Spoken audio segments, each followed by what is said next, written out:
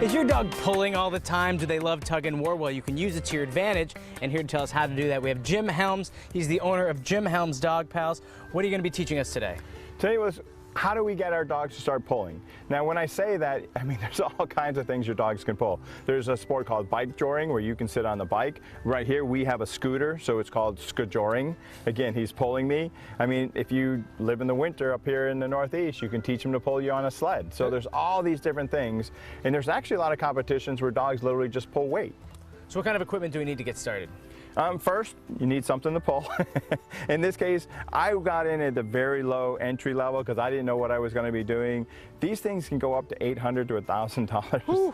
This one here was less than $200 with shipping included. So you can get in there and go with that.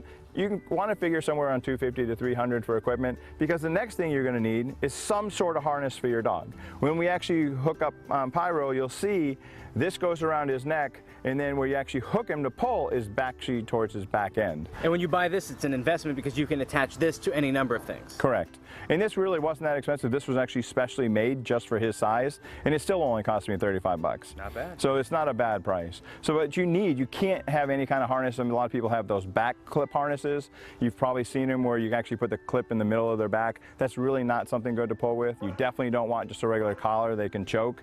And then the next step is you need some sort of attachment device between the scooter and your harness.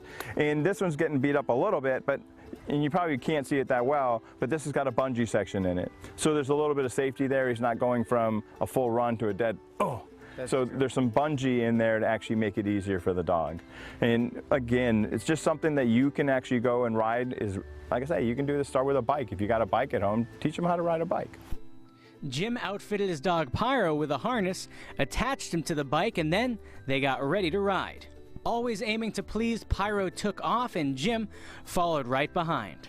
So if your dog has bundles of energy or just loves to pull on the leash, give him or her a little something fun to do.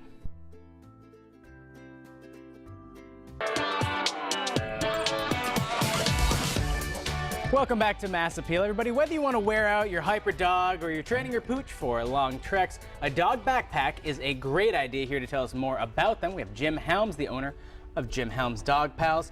Dog backpacks.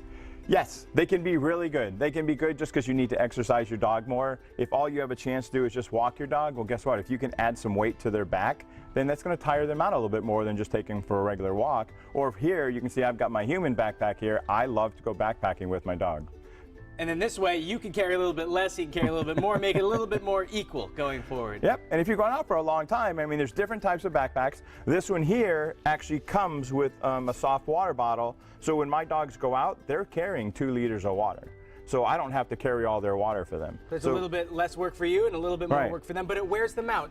I think a lot of people's first question is going to be then, how much weight can each dog hold, depending on their size, I would imagine? It basically comes down to percentage. When you first start, they should wear as little as possible. If you have a backpack like this where there's no harness to it, just put on an empty backpack.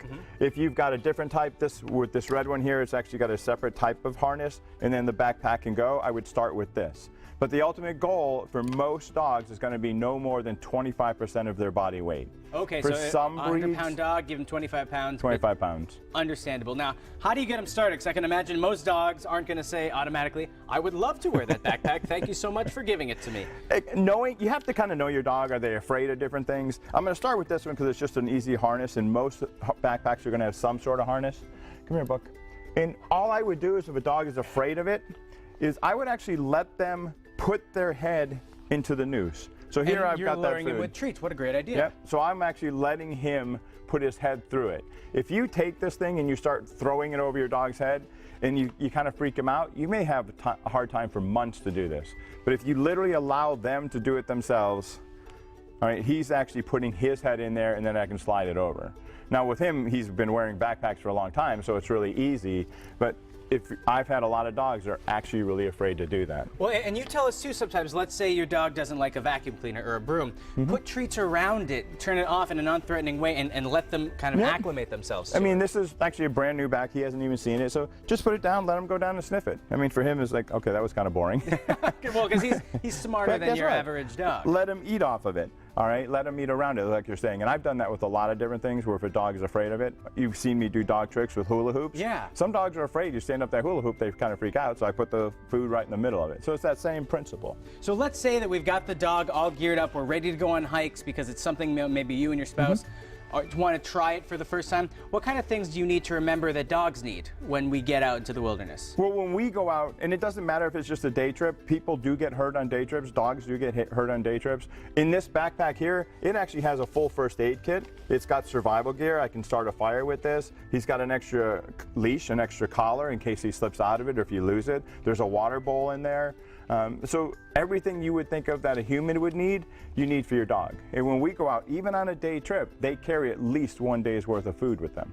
So just kind of think of everything safety-wise. There's basically 10 essentials when we backpack, and you need to make sure you have everything so in case you get hurt. It seems like this goes hand in hand with leash skills too, because if you can get him on this, if you can get him walking with you, it's going to improve his leash manners too. Yes, the reason I hesitate a little bit there is my goal is to have the dog off leash when I'm doing this. So if they're in their backpacks, they're normally running in the woods, running with us. But it can still help because there are times we have to leash our dogs. In our Venture Dogs group, if we meet somebody on the trail, we leash our dogs because I don't know if that other person's afraid of dogs. That's true. So, and tell us a little bit about those. We were talking about it last week. You go out with some friends of yours, all the dogs, they go off leash, and there's never a problem.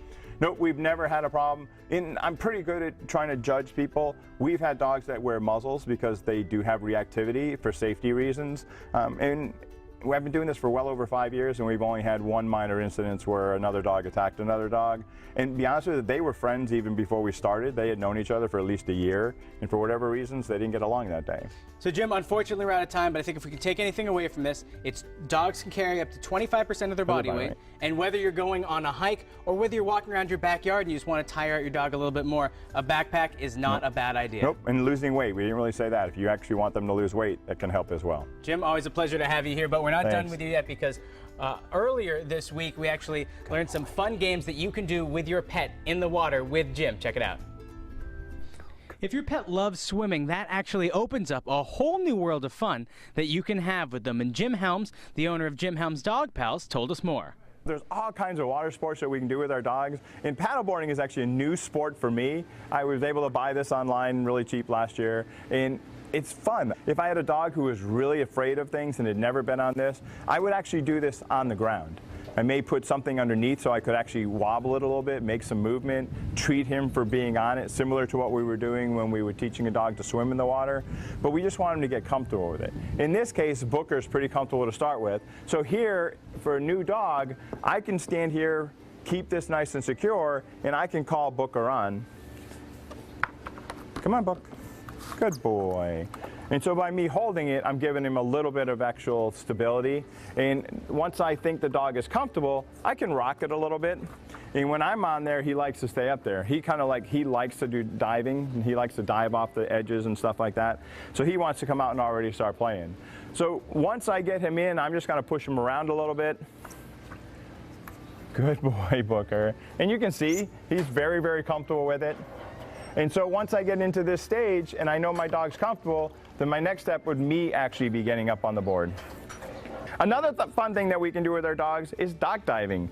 It is becoming a very, very popular sport. And what the goal is the dog has to be able to jump into the water and catch. In most cases, you're throwing some sort of object, normally a flotation type toy, and we want to get them to go in. We were able to start with Booker last year, and we were just going dock diving off of docks. I mean, edge of a lake that maybe had a little bit of a drop off. Somewhere really simple. We didn't know how he was going to do. And we went and did our first competition last year, and he actually jumped over 11 feet his first time out. So we were really psyched. So here today we at this pool, it's more than 11 feet, but we're going to try to keep it short because I don't want him going to the other side and getting hurt.